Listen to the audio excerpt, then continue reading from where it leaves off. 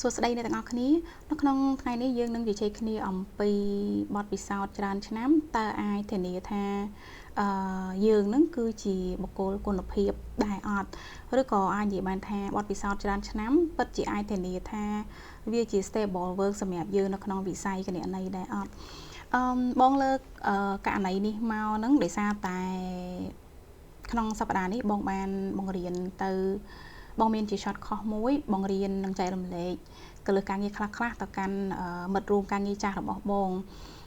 គាត់ជួលឲ្យបងបរៀនគាត់នៅលើរឿងគណនេយ្យរឿងអីពីដើមរហូតដល់បិទវិជ្ជាអញ្ចឹងណាព្រោះដោយសារតែ experience របស់គាត់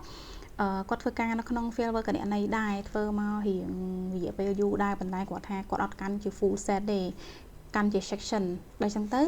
ពេលដែលបរៀនហ្នឹងក៏យើងជជែកគ្នារឿងថាបទពិសោធន៍ច្រើនដែរបទពិសោធន៍យូរដែរវ័យរៀងចាស់ដែរអញ្ចឹងអាចនឹងចាស់ទុំជាងអីចឹងទៅនៅពេលដែលយើងនឹងរកការងារថ្មីអីចឹងណាដល់ពេលនិយាយគ្នាហ្នឹងក៏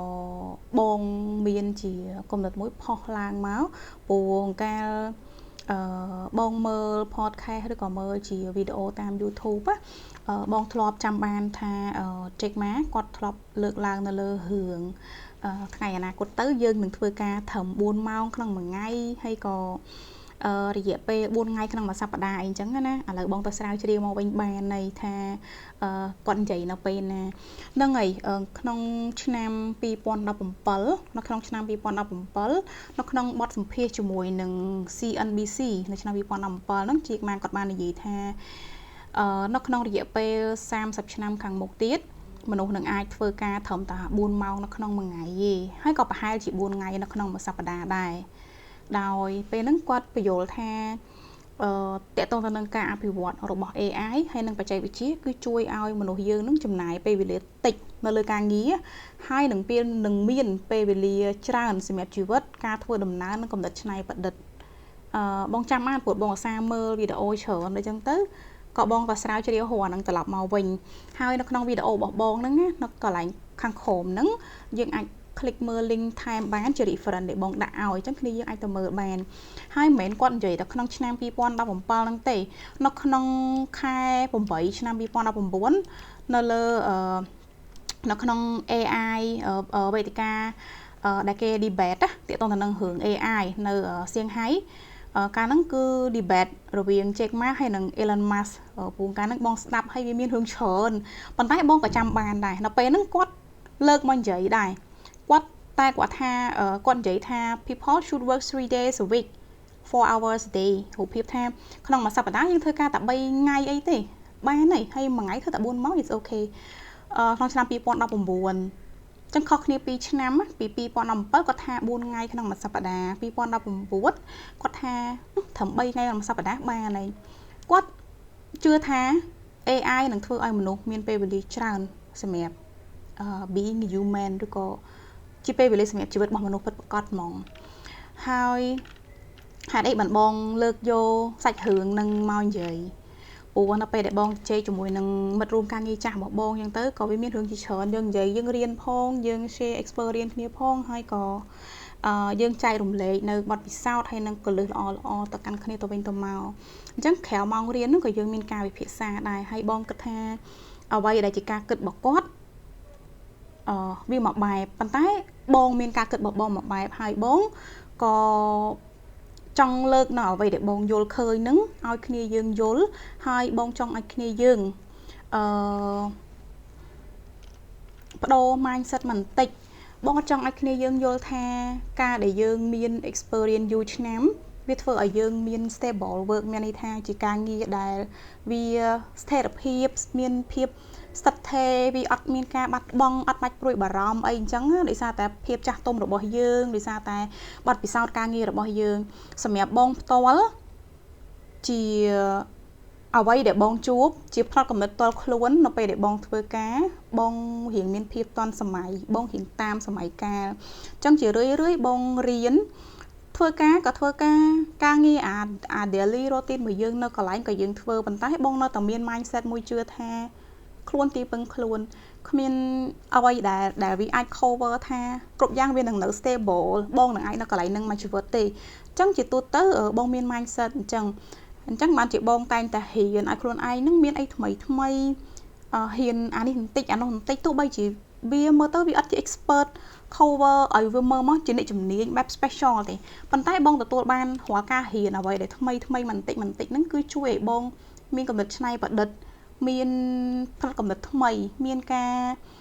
ផ្លាស់ប្ដូរនៅការគិតដែលយើងពីមុនគិតបែបនេះយើងមកជាពេលដែលយើងដឹងរឿងហ្នឹងទៅយើងបដូរមកជារឿងផ្សេងហ្នឹងទៅហើយក៏ចាប់ផ្ដើមឲ្យគុណតម្លៃឬក៏ផ្ដល់តម្លៃហ្នឹងទៅលើរឿងគុណតម្លៃនៃការងារចឹងទៅបងពីដើមឡើយបំផុតគឺបងឲ្យតម្លៃណាស់អ្នកដែលមានបទពិសោធន៍ការងារយូរឆ្នាំអីហ្នឹងគឺបង appreciate ហ្មងប៉ុន្តែ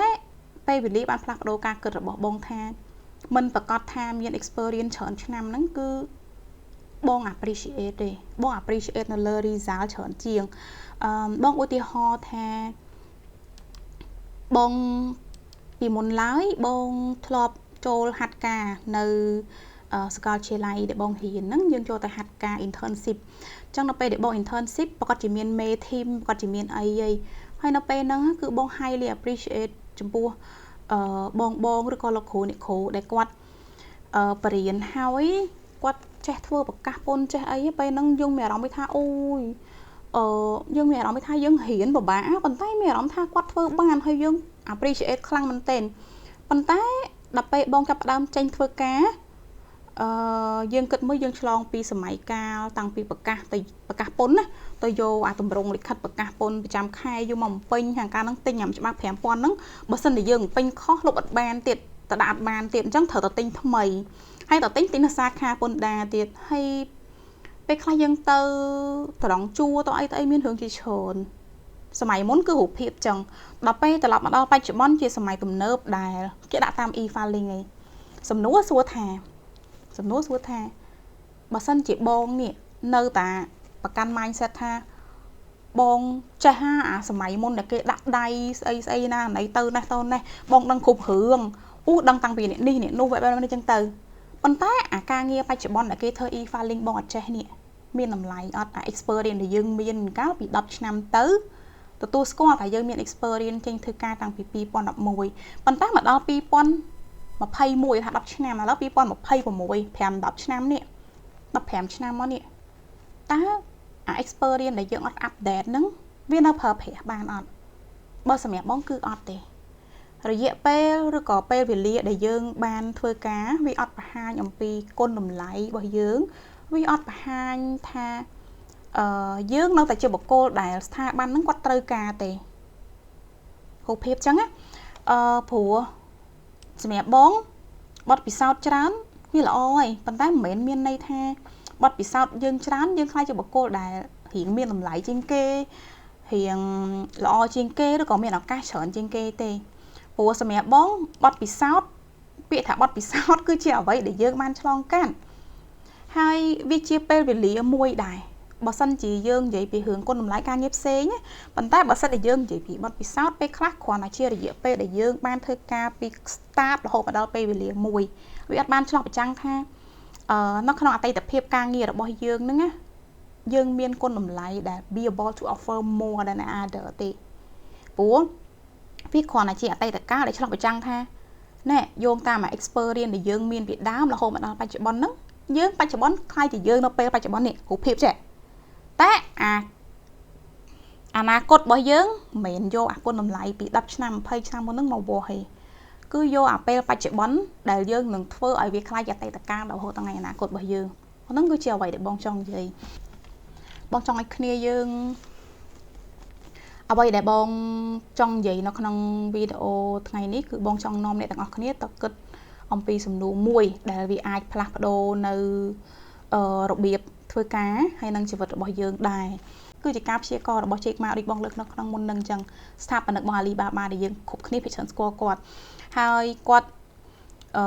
និយាយហ្នឹងជា reference របស់គាត់គឺគាត់ base លើបច្ចេកវិទ្យា AI ហើយនិង automation ដែលនឹងធ្វើឲ្យមនុស្សយើងហ្នឹងគឺធ្វើការតិចជាងមុនប៉ុន្តែអាផលិតភាពការងាររបស់យើងគឺខ្ពស់ជាងមុនអ្វីដែលជាសំណួរសំខាន់រឿងហ្នឹងវាអាចនឹងកើតឡើងមែនអត់ហើយបើវាកើតឡើងតើយើងជាគណនេយ្យនេះធៀមខ្លួនមិនហើយសំណួរដែលបងចង់ឲ្យគ្នាយើងចាប់អារម្មណ៍ជាងគេតើ ការងារហ្នឹងណាការងាររបស់មនុស្សវាពិតជាអាចផ្លាស់ប្ដូរមែនអត់ហើយវានឹងដូរដោយរបៀបណា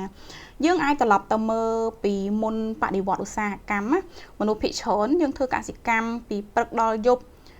យើងអត់មានម៉ាស៊ីនអត់មានអ៊ីនធឺណិតអត់មាន software អ្វីទាំងអស់គឺភាគច្រើនយើង handmade យើងធ្វើដោយដៃបន្ទាប់មកទៀតយើងមានជាម៉ាស៊ីនបានចាប់ផ្ដើមកកើតឡើងមកហើយរោងចក្រចាប់ផ្ដើមប្រើautomate ហ្នឹងមកចង់សំដៅទៅលើឧបករណ៍ស្វ័យប្រវត្តិអញ្ចឹងមនុស្សភាគច្រើនគាត់រៀងចង់ feel រៀង worry គិតថាម៉ាស៊ីននឹងដណ្ដើមការងារយើងហើយអ្វីដែលកើតឡើងពិតប្រាកដការងារចាស់មួយចំនួនពិតជាបាត់បង់មែនហើយការងារថ្មីហ្នឹងកើតឡើងមកក្នុងពេលដែលចាប់ផ្ដើមប្រើប្រាស់ម៉ាស៊ីននឹងដូចរឿងការប្រើម៉ាស៊ីនអ្នកជំនាញប្រើម៉ាស៊ីនឬក៏អីចឹងទៅហើយសង្គមទាំងមូលក៏ចាប់ផ្ដើមកាន់តែមានផលិតភាពការដែលផលិតបាននឹងគ្រាអាប់ដេតទៅច្រើនទៅជាងមុនហើយអាហ្នឹងក៏ជាអ្វីដែលដូចតនឹងស្ថានភាពដែលកំពុងឆ្លោះប្រចាំងជារឿងពីរឿង AI នៅក្នុងពេលបច្ចុប្បន្នដែរហើយបើសម្រាប់បងអានេះគឺជាវត្តដដែលដែលបានកើតឡើងច្រើនដងហើយនៅក្នុងប្រវត្តិសាស្ត្រពីកុំព្យូទ័រទៅ AI ហ្នឹងយើងអាចសម័យរូបភាពថាពី accountant យើងក៏បានដែរកាលសម័យ8ជាង9ជាងដែលយើងប្រើកុំព្យូទ័រប្រើกระดาษហើយយើងមានចុះដៃចុះលេខចុះអីហ្នឹងដែលភាសាកណន័យគេហៅចុះលេខនីកត់បញ្ជីហើយតែចងដាច់បាច់ដាក់តនេះហើយបានយកមកអង្គុយបូកលេខប្រើ Casio ប្រើអីជាច្រើនរឿងហ្នឹងពីមកកន្លែងទៅមកកន្លែងយើងអាចសម័យថាពេលចាប់ផ្ដើមមានអង្គភាពណាយកកុំព្យូទ័រមកប្រើបរៀន program អីមួយចំនួនមនុស្សចាប់ផ្ដើមគិតថាអា spreadsheet ហ្នឹងធ្វើឲ្យ account បាត់ការងារប៉ុន្តែដោយឡែកអាកុំព្យូទ័រហ្នឹងអត់បានជំនួសការងារ account ទេគ្រាន់តែវាមកជំនួសនៅរបៀបធ្វើការដែលវាមុនយើងធ្វើជា hard ជាលក្ខណៈ by handmade យើងមកជា automate បន្ថែមអញ្ចឹងវាគ្រាន់តែ shortcut នៅរបៀបធ្វើការហើយវាបំលែងមកជារូបភាពនៃ style ធ្វើការថ្មីអញ្ចឹងនៅពេលហ្នឹងកុំព្យូទ័របានជួយការងារទាក់ទងទៅនឹងរឿងការបូកលេខការចម្លងទិន្នន័យការគណនាហើយ accountant គាត់បានក្លាយជាទីប្រឹក្សាហិរញ្ញវត្ថុកាន់តែមានតម្លៃហើយថ្ងៃនេះ AI កំពុងតែធ្វើរឿងដូចគ្នានឹងបងបានលើកឡើងមុននឹងអញ្ចឹង AI គាត់អាចសរសេរ email គាត់អាចវិភាគទិន្នន័យអាចបង្កើតរបាយការណ៍អាចសង្ខេបឯកសារអាចបកប្រែអាច presentation អាចជួយស្រាវជ្រាវប៉ុន្តែអ្វីដែល AI គាត់មិនទាន់អាចជំនួសហ្នឹងគឺការគិតវិភាគយុទ្ធសាស្ត្រហើយនឹងការសម្រេចចិត្តទាំងស្រុងអាហ្នឹងគឺអត់ទាំងស្រុងទេការសម្រេចចិត្តអាជីវកម្មហ្នឹងគឺអត់បានទាំងស្រុងទេអញ្ចឹងហេតុអីបានជែកម៉ាហ្នឹងគាត់ជឿថាមនុស្សធ្វើការតិចម៉ោងត្រូវតែធ្វើការតិចម៉ោងជាងមុនជែកម៉ាគាត់បានផ្ដល់ឧទាហរណ៍ចាប់អារម្មណ៍មួយទាក់ទងទៅនឹងកាលពី100ឆ្នាំមុនហ្នឹងមនុស្សគាត់ធ្វើការ70ម៉ោងក្នុងមួយសប្តាហ៍មកដល់សប្តាហ៍ថ្ងៃគឺ40ម៉ោងក្នុងមួយសប្តាហ៍ដោយសារតែបច្ចេកវិទ្យាធ្វើឲ្យផលិតភាពការងារកើនហើយ AI អាចក្លាយជាជំហានបន្ទាប់ឧទាហរណ៍ថាមនុស្សម្នាក់ពីមុនយើងធ្វើការមួយថ្ងៃ8ម៉ោង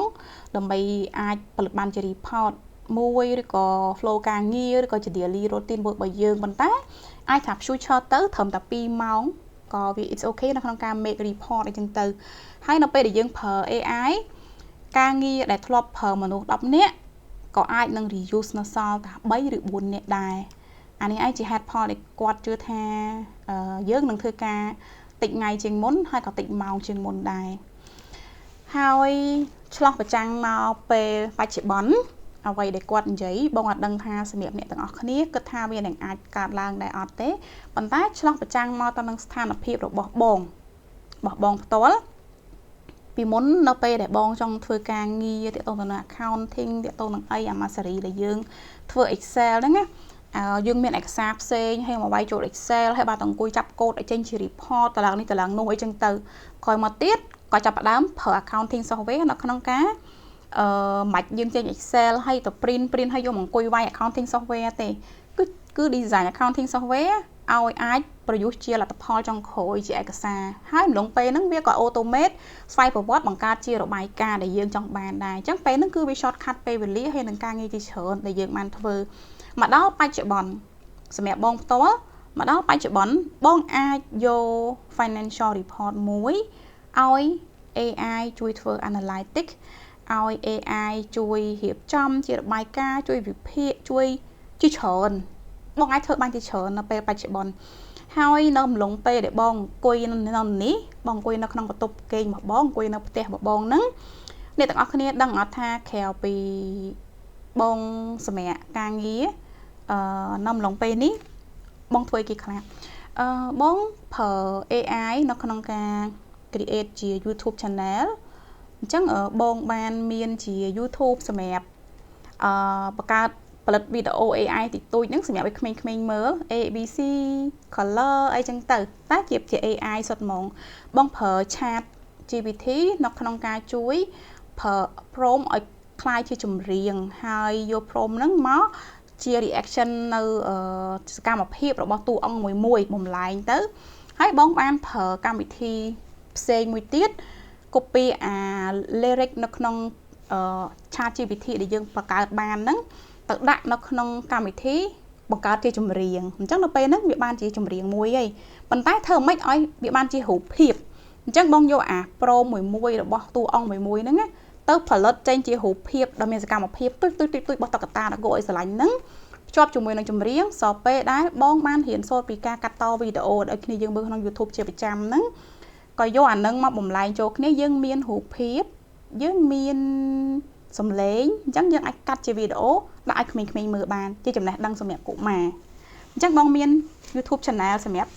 ទុកឲ្យកូនមកបងមើលហើយក៏ទុកឲ្យក្មេងៗផ្សេងមើលក្រៅពីហ្នឹងក៏បងមាន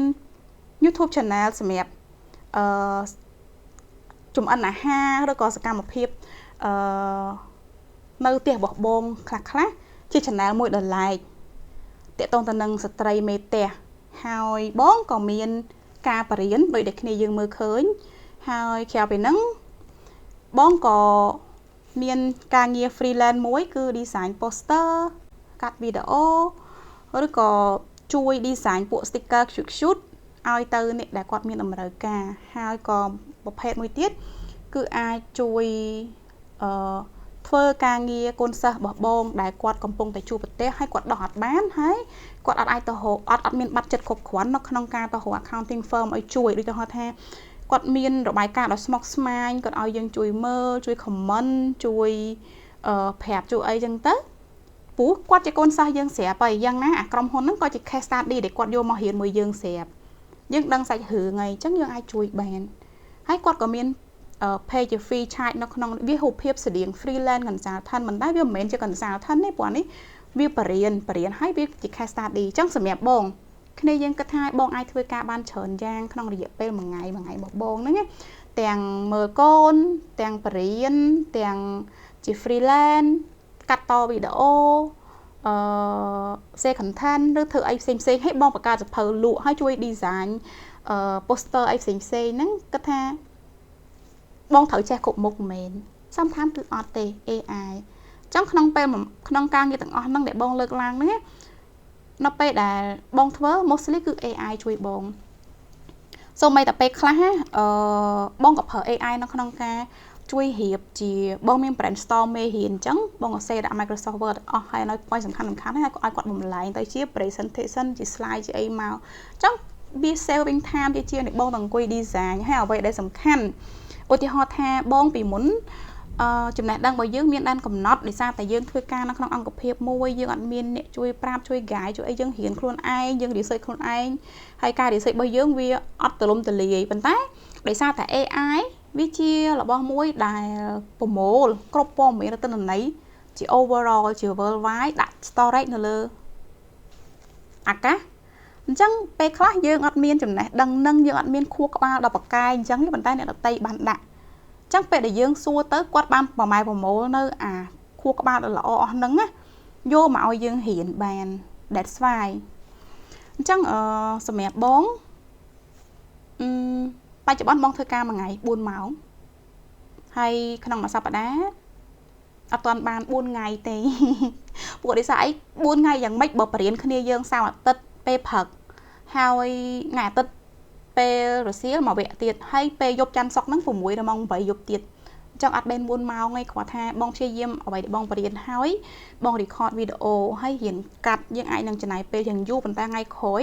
គ្នាយើងចង់រៀនមិនរៀនមួយបងរៀនមួយវីដេអូបងវិញបងព្យាយាម save ធ្វើជា playlist ទុកសម្រាប់លោកមេរៀនសំខាន់ដែលល្អហើយត្រូវជាមួយនឹងស្ថានភាពវិញអាហ្នឹងអ្វីដែលបងគិតថាបងអាចធ្វើបានហើយវាល្អហើយយើងក៏មានពេលវេលាដូចដែលជេកម៉ាគាត់និយាយអញ្ចឹងយើងអាចនឹងមានពេលវេលាអាចរូបភាពថាអីគេហៅថាពេលវេលាសម្រាប់ជីវិតដូចការធ្វើដំណើរយើងអាច create អីថ្មីយើងអាច learn អីថ្មីបានផ្សេងទៀតចឹងអានេះសម្រាប់បងចឹងបានបងអ្វីដែលបងចង់និយាយចង់ចែករំលែកអ្វីដែលបងលើកតាំងពីដើមមកហ្នឹងណាបងមានគោលបំណងតែមួយទេបងអត់ចង់ឲ្យគ្នាយើងអោបកសោបនៅអតីតកាលបងចង់ឲ្យគ្នាយើងប្រឡែងអតីតកាលចេញហើយប្រាប់ខ្លួនឯងថាហ្នឹងវាកន្លងហួសហើ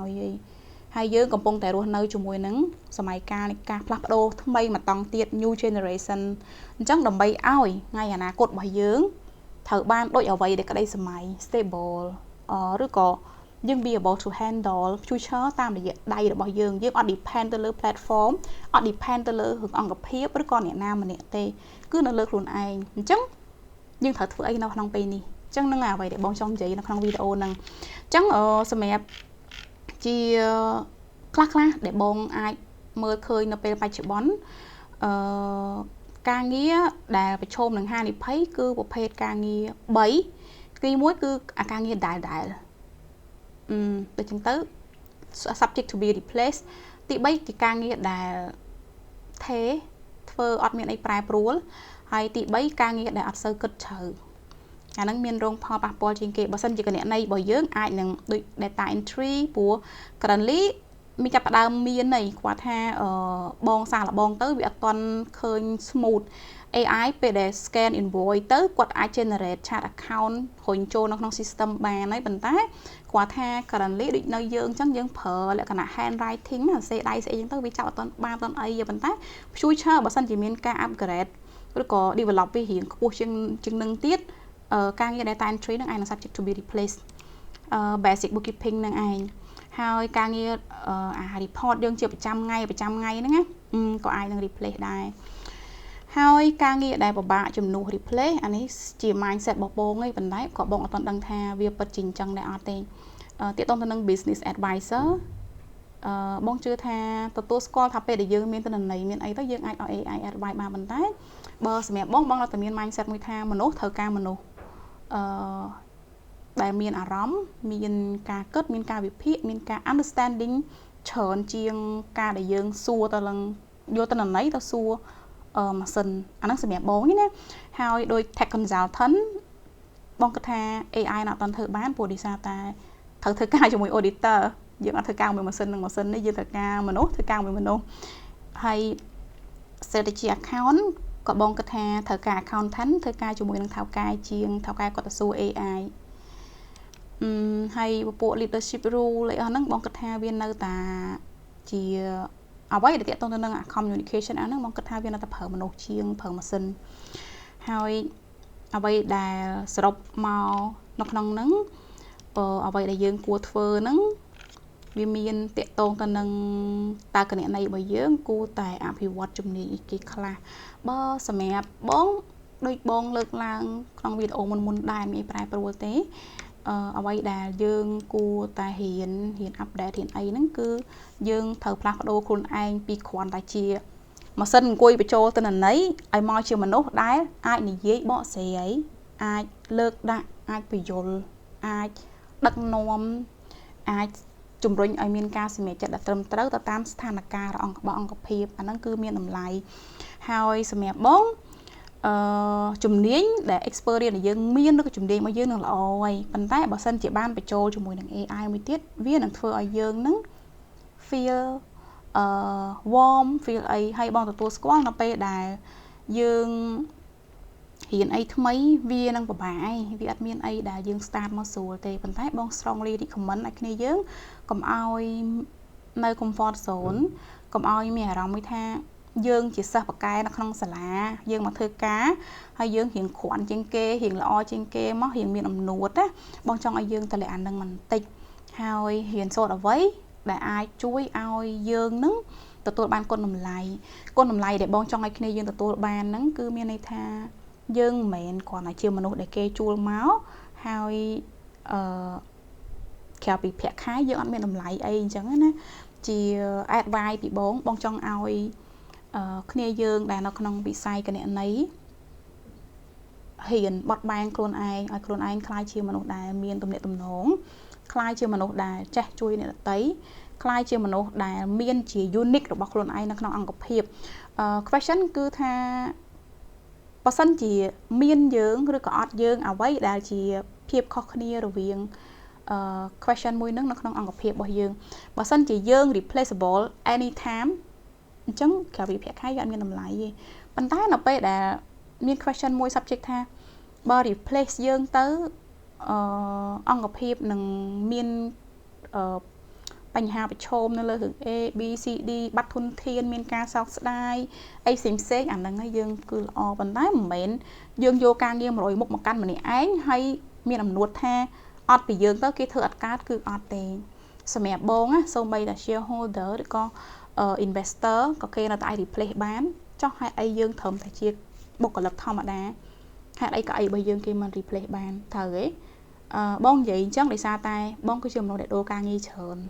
hay hoặc cả đô ca nghi bỏ bóng cứ on copy nó stable chắc tụi bây chỉ bong một cái bong ai cứ ca nghi ban chờn miệng ai cả đòi nè qua nè nó bây là dương thợ ban move trên bị on copy muối step thợ bỏ dương cây chung bỏ dương xa đây bỏ dương nữa nghe thợ ban kịp nó tin đừng tập ban đừng anh hay bong có thọ miên trên bị on copy mau hái thợ ban miên cây chung một lò đài miên hưởng ai chẳng từ phần tái bao giờ mẹ bóng vô tha bóng man thua vậy để lò bóng phật hái hay hưởng để cạt lang nó không mấy bóng chỉ nè bạc cạt con ai đài cứ miên này là tấy mà liệp bò ỏi bóng khai chỉ hụt hiệp mùi chẳng từ phần tái nè đã cho khói còn đằng mơ khơi tha ca liệp bò nó chỉ hưởng bật phần tái này để nơi dùng mùi dương nó không lồng pe nắng quạt đăng hương chỉ chờn hay quạt nó tạo appreciate nào vậy để dương bàn thưa Perisa chẳng mẹ bóng bị ắt chia gọi ngân sơn này phù hạt ấy ca liệp po kia nó còn lại thơ ca vô mục vô mọt ca tầm lệ tầm đồ khó trâu tạo này nào mà nè mẹ bóng ở bị ắt chia đầm lại ấy đã vì cô ai appreciate ở vậy để bóng appreciate bằng pot cứ bóng chỉ luôn anh bóng hai bóng ai nom vì chia chi vẹn đã chia cần nè nấy chỉ nè bậc xa nắng ban vô về mà pra chui ao nè là tay nó miên phiêu để chùm rán bong ắt miên phiêu appreciate nó lơ tùng vợ môi đài ắt ban thờ với chi việc luôn ấy hay ắt ban chui nè tay để chùm rán hay thôi luôn ai lõ nè tay khỏe năng tê anh nó sầm bố nhé tay sầm nè rô khné bong trong ai nè rô khné miên mindset từ lơ comfort zone trong video bong miên tập bản năng ai ăn miên trong lá chởn té hay chỉ trong khối bong bắt chỉ côn sầm khné dương là tam đan bong hay có miên khné dương có xua the bong pe na bong sập hư lụa pe na bong chênh tam bát tứ bong xe sập hư nó bong xe hao vấn thế ắt đách chất chênh để xa tay vì chỉ lực tì mùi dương feel like khai miên mistake ấy cả lang khai dương viên hiện feel vì worry chởn tha sập hư để dương bỏ tư nứng vì ai ở đó khục khổn trong tới chỉ tại trong cái trong tham dự ball tham cầm định thấy sầm khăn nó pe để dương an mà đón dương miên cầm định trong tham mà đón an mà đón miên cầm định trong tham mà đón để sai viên nơi ca thấy pe để dương an nó dương hộ khơi cả đào virus dương c nó miên kho trong còn ở tại miên thì mình hay bong ban thôi chỉ thêm để miên vô tại ơi này chui mơ từ chỉ thêm ơi miên nè chui mơ chỉของมันไอเต้คือ bong thơ trên bị bọt bị sao bỏ bóng vô biểu mà cho con mà xe hay hồ cái nào để thay dương an hay ao nè an nó còn miên phép nghi sùa tôi để bong bền chẳng bong chơi diêm trong ao kia dướng an hay cứ nghi sùa vô an hay vô bán hay vô thơ bán rồi có ai đang hạt thơ thơ mình to xem mẹ ca nghi chứ ក្នុងវីដេអូរបស់បងថ្ងៃហ្នឹងបងមានតែចង់និយាយពីបទពិសោធន៍ការងារអ្វីដែលយើងគួរត្រៀមខ្លួនហើយនឹងពិតជាសំទោសទៅដល់ការយឺតយ៉ាវនៅក្នុងការបោះសភៅរបស់បងពិតមែនហើយអរគុណសម្រាប់ការចូលរួមតាមដានហើយនឹងស្រឡាញ់ហូបអានបងតាំងពីដើមមកបាយបាយ